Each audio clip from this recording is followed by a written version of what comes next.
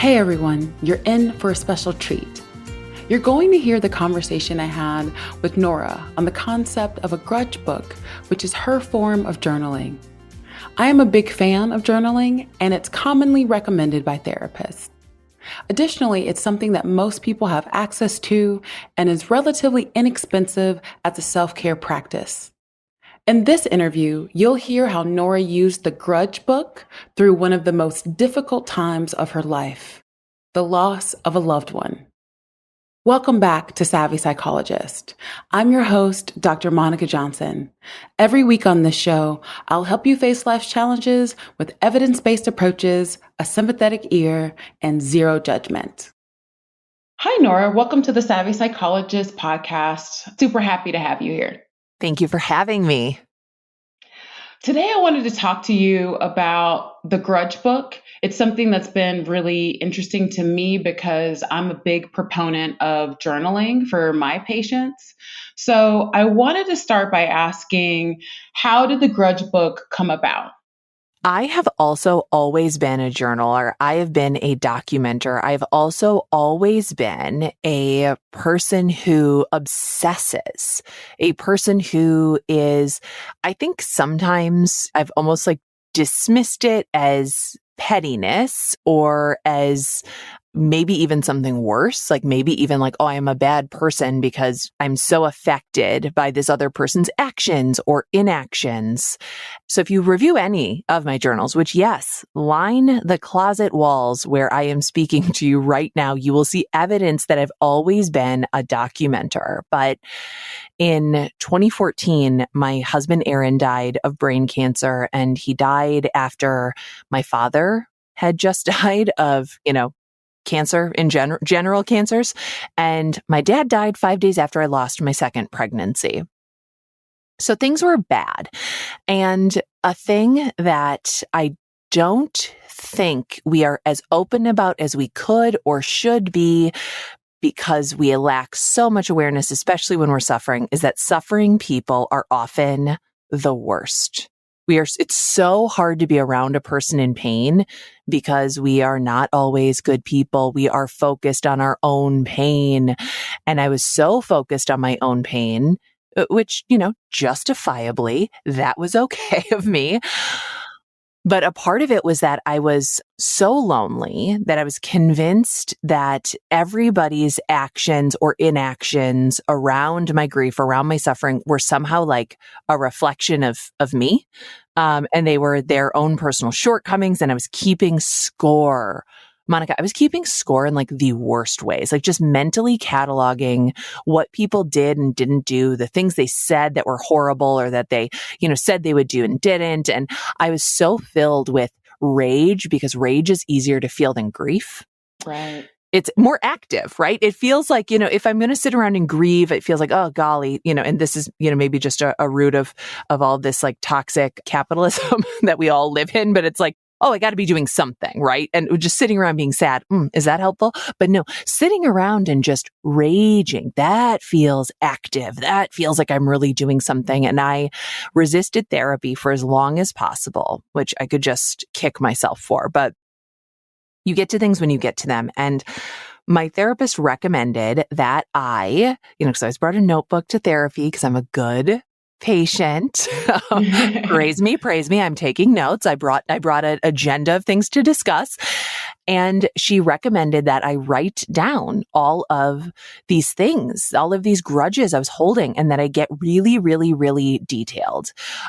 Who did what, when, how I felt, what I think of the story, and just to write as much as I could. And I did that.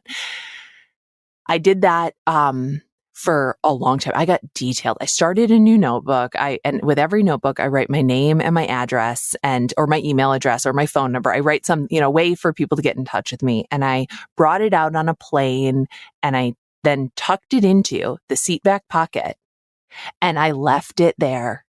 Wow. I left it there accidentally. A flight attendant had a really good read. There's probably a text chain to this day among Delta flight attendants who are oh my gosh, I read another page. She's insane. She's unhinged. It only gets better. But what started to happen as I wrote was that I started to expand my aperture. I started to see things a little bit differently. When you are forced to write out the story, what happened with me is I could see the part I played in it, which who wants to see that part, right? Like, who wants to have something be their fault? No, no. And I started to, in some cases, feel like actually, no, that one is worth holding. Not just because it is something that hurt me, but because like it really truly was hurtful. Like some of the things that I wrote out and examined, I was able to see more clearly, not just as me being like, a bitch or just like, oh, expecting too much, but no, that is legitimately hurtful. And I can trace it back and tell you why, because it's not just what happens, how it made me feel. It made me feel unimportant, or it made me feel, XYZ. And some of them I realized, oh, that one was on me. And some of them I just realized, okay, we're people. Everybody involved in this is just a person, not a person trying to hurt me, not a person trying to ruin my life. They're just a person. And that exercise though, I didn't really get to, bring it full circle, seeing as how the notebook is gone. But it sounds like the Grudge book helped you see a lot of the nuances in your pain. Yes, it did. It did. And I've brought this up before on my podcast, Terrible Things for Asking. And I decided to create sort of like a public Grudge book with our listeners, where I said, you can write me an email, you can leave a voicemail, you can, send a voice memo. And I want to hear about the thing that you're holding on to that nobody else is aware of, right? And it can be big. It can be, I don't want you to qualify it. I just want you to tell me the story. And we got so many replies that we ended up doing, 2 different episodes just filled with stories. And as we're pulling them together, and listening to other people process, you can listen to them start to see the nuance in their own pain. And you can also, like, as you're listening to those episodes, hear things that sound like your life, that sound like your feelings, that listening to, producing that episode also made me feel like, oh my gosh, here we are, all just being people, all just being imperfect, all like, holding on to things that bruised us in ways that we're not even sure of right now. It was just such a fascinating experience as a creator. And then to hear people's reactions to those stories, to hear people say like, oh my gosh, I heard myself in this episode. Different characters, same story. Oh, absolutely. I mean, I think the biggest trick of our minds is to make us think that we're the only one who feels this way. Oh, Monica. Yes. Like, and I think part of what makes suffering of any kind, and certainly grief, so lonely is that, of course, it is personal. Of course, it is absolutely personal to you and who you are in this, the life that you have. And there is something in every situation that is universal. Knowing that is one thing, and knowing it, like, living with that awareness, having that sort of, door open in your mind is quite another. Absolutely. And I just want to validate that you had a reason to have a grudge. You had several.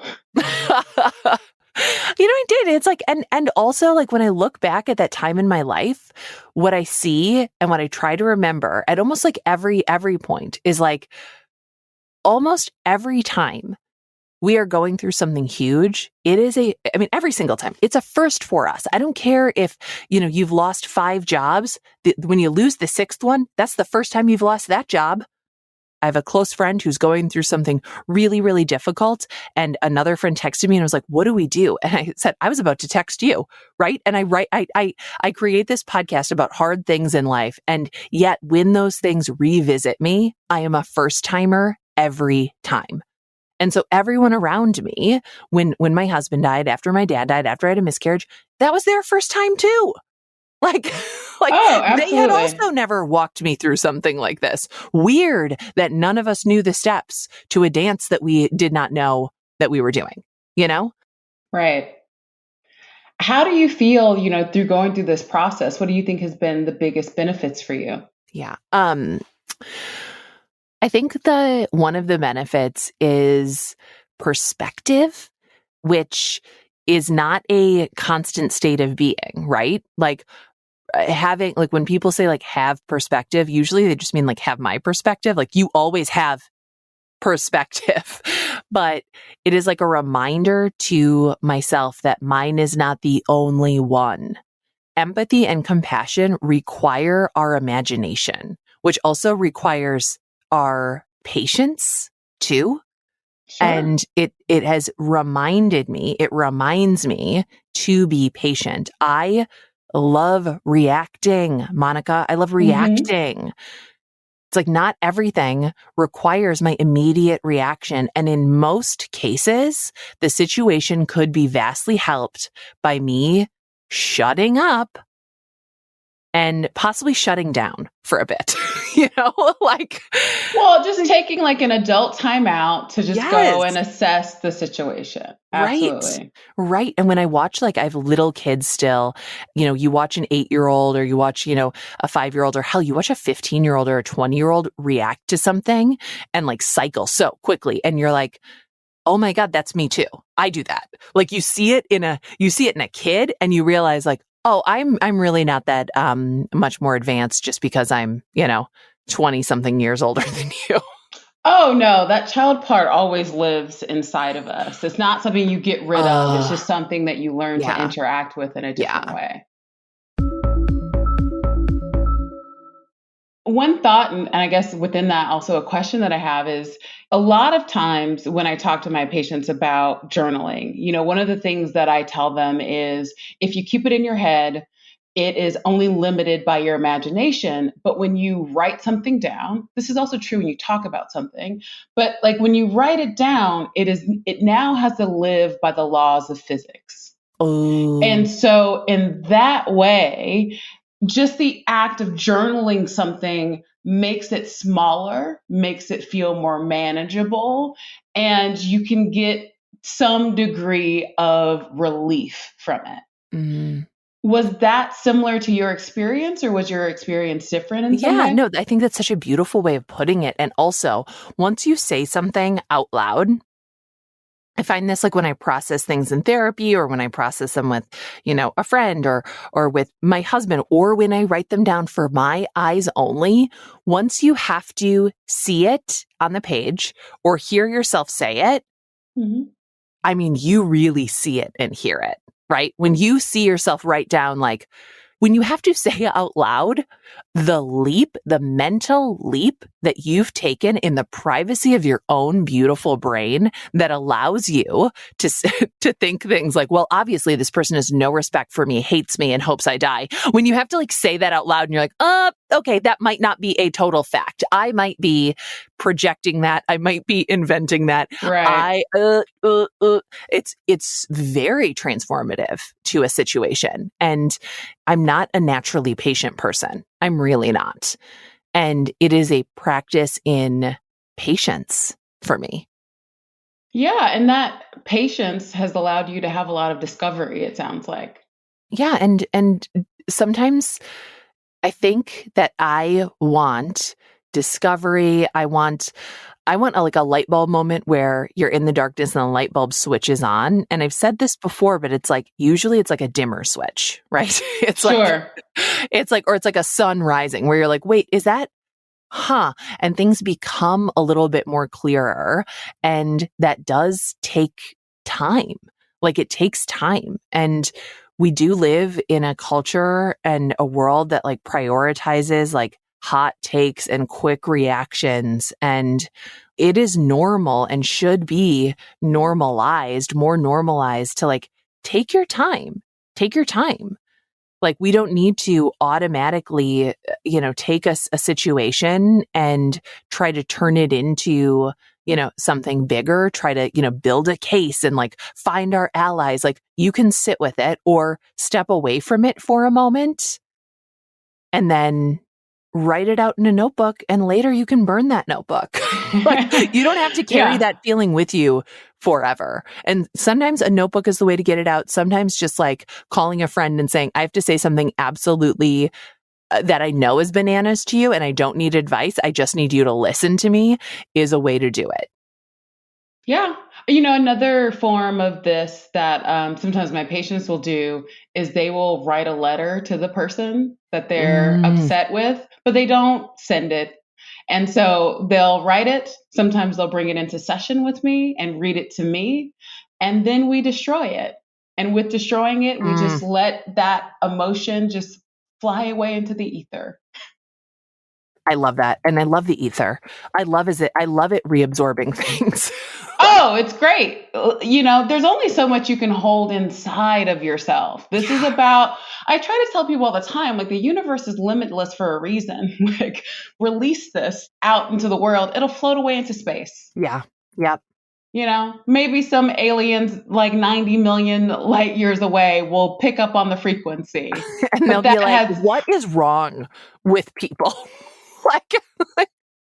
Like they'll be like, what is this?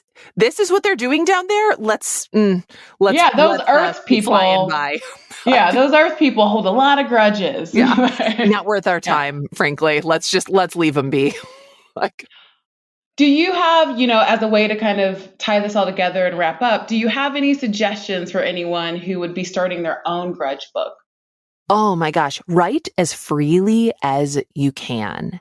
And for me, I know plenty of therapists have tried to get me to write letters. There's something about the format of a letter where I automatically edit myself.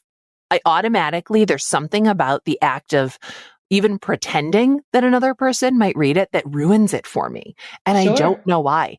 And there are a couple, not everybody wants to hold a pen and write. I fully get that.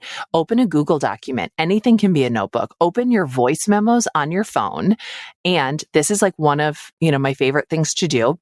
Open voice memos on your phone, lay on your bed like you are a millennial and you're in 7th grade and you're talking to your best friend in your room and you're staring at the ceiling and you have no distractions. You're not scrolling anything because there's nothing to scroll because that kind of phone hasn't been invented yet.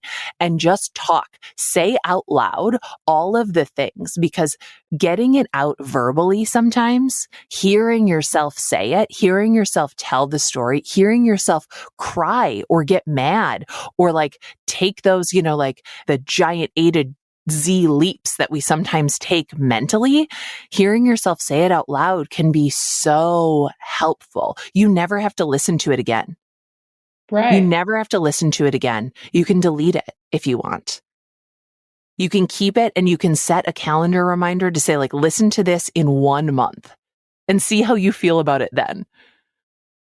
Give yourself time, just time. We want so badly for things to be okay as quickly as possible and to just cycle through our feelings as fast as possible. And especially if we are slightly ashamed of them or, believe that they're not that valid, you deserve time. It's okay to take your time with it.